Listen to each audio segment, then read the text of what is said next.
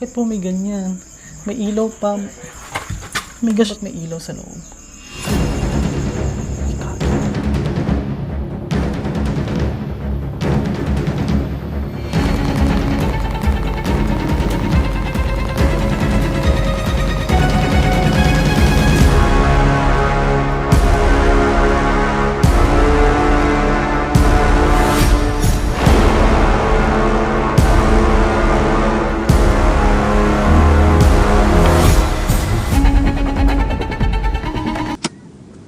Kasama ko yun sa ano.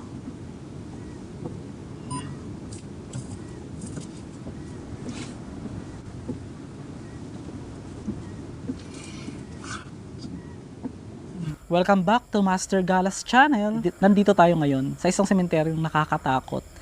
Merong morgue na abandon na ating iikutin. Kasama yung aking cameraman. Siyempre, may cameraman na tayo ngayon. Dahil po sa suporta nyo mga master. May kwento. Bukod sa nakikita nyo dyan sa screen, yung itsura ng sementeryo, mapuno, makreepy. Kanina naka-record na ako ng parang babae na humingi ng tulong. Parang connected yung story. Bukod sa hanapin natin yung morgue nandun sa may malaking krus daw, napagtanungan namin dun sa labas kanina. Nagbe-birthday ngayon. Sino po yung lola yung ko. po sa puntod na yan, lola Oo. nyo? Diyan kayo ngayon nagse-celebrate sa puntod ng lola nyo. Ilan taon na po yan ngayon nung namatay siya? 25. Yung bata, ano yung hindi mo po makakalimutan na bungkal nyo? Baka pwedeng makita. Ay, ano daw? Kailan nyo po nahukay? Maraming mga tinig na kakaiba dito sa sementeryo. Napatunayan ko yan. Pagdating ko kanina, may mga na-record na rin ako. Yung iba hindi na na-record. Dito sa part na ito, pupuntahan natin mamaya. Yung babae na parang, tabang! Ano ba? Tabang, tulong sa Tagalog. Siyempre, ang mga multo dito sa Davao del Norte, Bisaya man, hindi man lang sila pwede mag-Tagalog guys. So, kung bago ka lang, please subscribe ka na, mag-like ka ngayon para ma-update ka kung gusto yung mga ganitong video. Meron tayong notification bell dyan sa ilalim.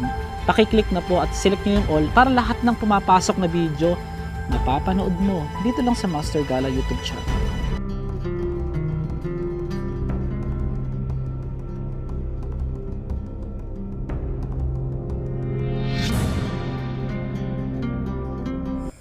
Pansin ko lang guys, medyo creepy syempre.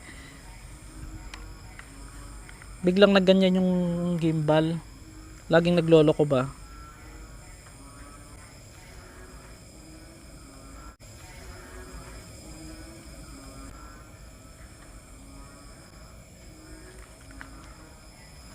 Seriously, hindi ko iniisip na mare-record din pala ito ng ating camera. Much better to use headset para mas malinaw nyong mapakinggan.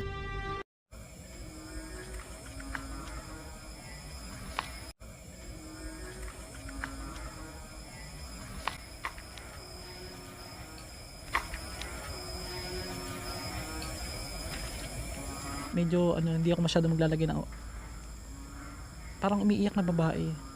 Puntahan natin dito. Ay, naririnig nyo?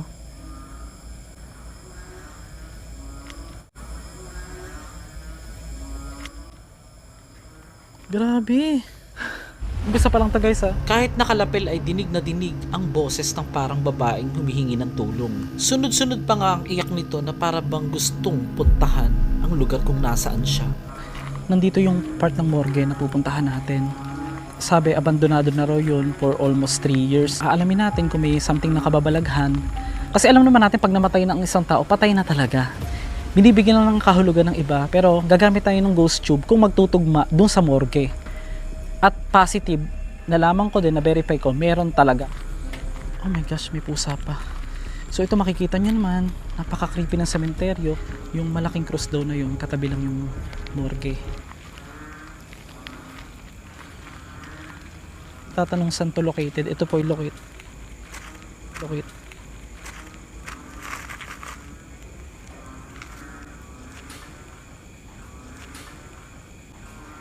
Dong, narinig ko talaga eh. Pero muna ako ng ilaw. Tingnan ko lang guys. Merong may steps. Dahil wala namang nagturo sa amin kung saan yung eksaktong lugar ng morgue, wala kaming kaalam-alam. Yung mga narinig naming steps dito, ay dito pala mismo yung pinaka-eksaktong lugar kung nasaan ang morgue. Saan yung malaking krus daw? Saan dito? Nadinig nyo? Dinig nyo yung mga master?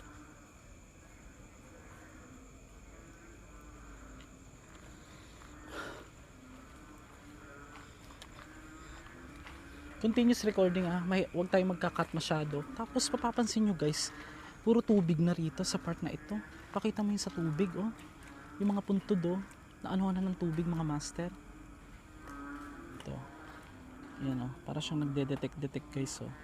So mapapansin nyo, ibig sabihin niya may nade-detect siyang object. Pero ang nakakapagtaka lang dito, pag ganyan, dito sa kabila,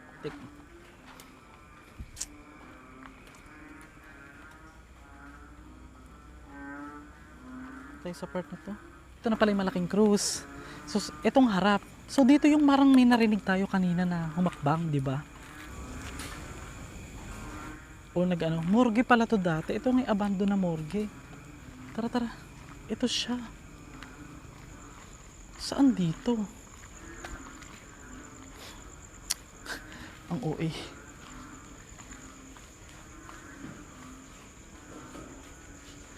Oh my gosh.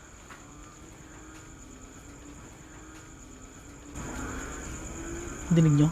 Mga master, dalawang katok, dalawang malakas na ano.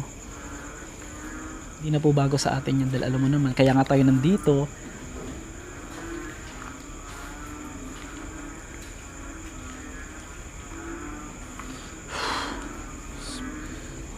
Kaya nga tayo na...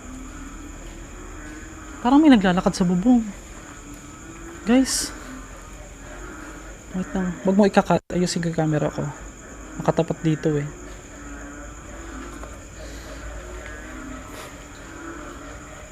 Itong hinihintay ko maramdaman yung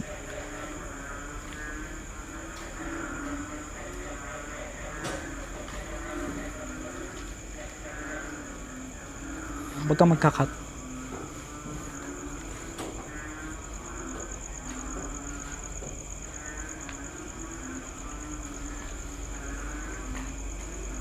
Wala yan, hindi yan pusa. Sabihin nila may pusa, may mga pusa dyan. Hindi yan pusa, tignan nyo. Hindi man yan pusa. I-compare nyo mga master, di ba pagka meron kayong mga alagang pusa or may something na mga pusa sa kapitbahay na pag continuous yung takbo or ayan pa isa-isa mabigat eh. Iba yung bigat eh. At tumatalon ang pusa. Psst, psst, psst. Ming! Wala naman. Ayun yung kanina, hakbang eh. Diretso tayo dito. Sige. Saan yun? Nasaan yung morgue? Ay baka.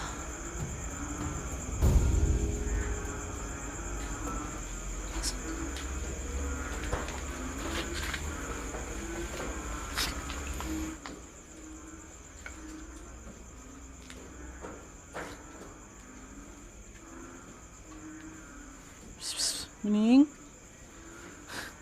Buti sana kung muning. Pakihawak ka muna. Buti sana kung muning. Huwag kang magkakat. Ito yung sinasabing morgue dito. Ito. Kaya lang nakasarado. Habang ngayon nagre-record ako, cameraman ko kasama ko. Hindi ako nagkata. Naririnig yung may kumakalampag, may tumutok-tok-tok sa taas. Wala namang pusa. So ito yung parang pinaka-office ng morgue. At dito yung morgue sa kabila. Papasok tayo dito sa... Huwag kang magkakot! Huwag kang magkakot!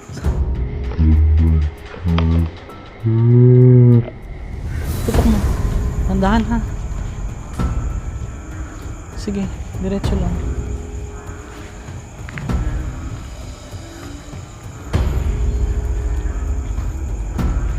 Ay, Diyos mio. Nakatakot pala dito. Ito yung mga bakas ng pusa. Bigat. Dito tayo banda. Ayan naman pala eh. Di ba galing lang tayo doon? Naririnig nyo kahit nakalapil. Mga master, ginusto ko to, di ba? Nag-4 na taon ta. Sabihin na ng iba, OA na naman, OA. Hindi mo ba napapansin, Day? 4 na taon ka nang nakabantay. Anong nangyari sa'yo? Yung buhay mo, anong nangyari? Creepy Jude kaayo. Kakatakot talaga. Urinaria! Ayan oh! Yan yung sinasabi sa akin na inabandon na. Ito yung parang mura. Mga kapuspalad din na purinarya. Dito, ang sabi eh, hindi ko sure kung may babayaran o wala. Pero ang narinig ko lang doon sa nakausap ko kanina, parang libre lang. Oo. So, basa na dito. Much better I will try kung makapasok tayo kasi abandon naman daw siya. Ano po yung promotion?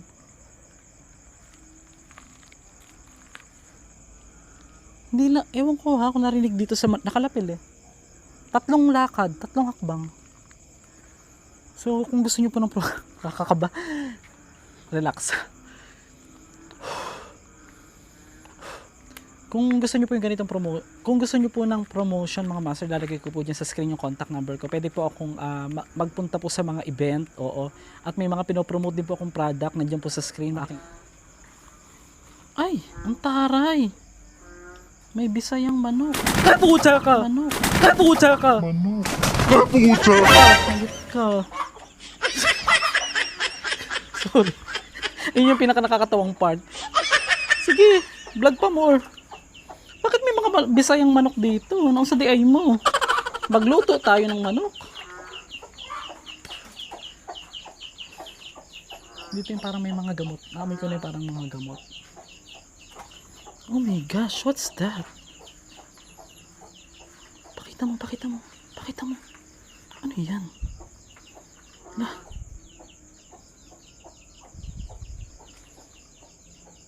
Ang bigat. Sige, go. Sige lang.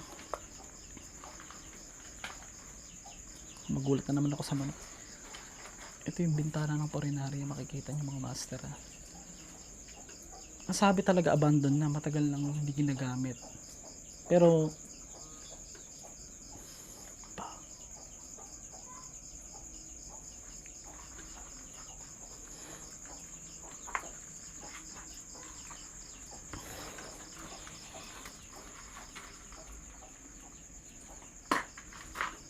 narinig nyo?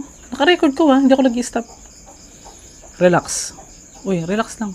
Relax ka lang. Natatakot, nanginginig yung kuha ng cameraman ko. Kaya mo pa? Sabihin mo lang mag-ano ka lang ha. Ayoko siya pagsalitain eh.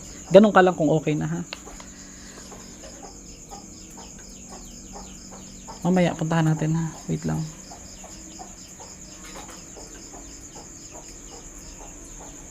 May mga something akong naaamoy na kakaiba. Siyempre, purinarya ba naman dito. May ice box. Abangan niyo po yung mga puntod sa ice box ha. Ilalagay ko. May tangke ng tubig na malaki. Oh my gosh. Parang may nakatira pa rin hanggang ngayon. At sabi nila abandoned daw.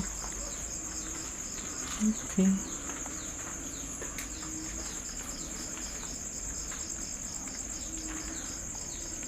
No? May something. Ito yung mga hose, oh, nandito lang, oh. Ginagamit ito sa pang-imbalsa mo mga master. Ito sa akin ka na nakasteady. Ako na bahala maglipat-lipat. Tara. Ay, may mga puntod. Okay. Oo nga, bakit hinarangan ng kahoy itong purinarya? Paano natin ito masisilip? Pero ba't may ilaw sa loob? Ay.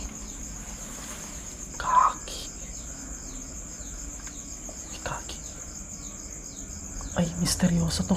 Uy, trending to. Trending. Tutok ka lang sa akin. Trending to. Hawakan mo. Sige, Unity. Ito disclaimer guys ha. I don't want to, to give negativity sa Bakit po may mga Ano po yan? May po kami, although wala po kami permit, pasensya na po sa pagbablog. Bakit po may ganyan? Tanong ko lang po, huwag niyo po sana masamain. Ano po yung nakikita ko dito? Pakita mo yung kamay ko ha. Natutok mo. Tutok mo yung kamay ko yan. Ako na bahala mag-zoom. Ano po yan? Bakit may mga ice box? May mga buto pa po sa loob ng purinarya? Akyatin ko. Sige, tutok ka lang. Layo ka ng kaunti.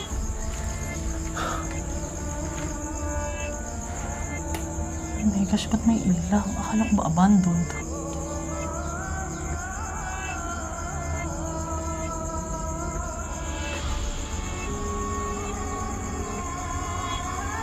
Pasensya na po baka po magalit sa akin. Unexpected naman po karamihan ng vlog. Bakit po ganito? Tanong ko lang po hindi naman po sa nag-isip tayo ng masama or something. Bakit po may ganyan? May ilaw pa. Oh my gosh, ano yun? Ba't may ganun?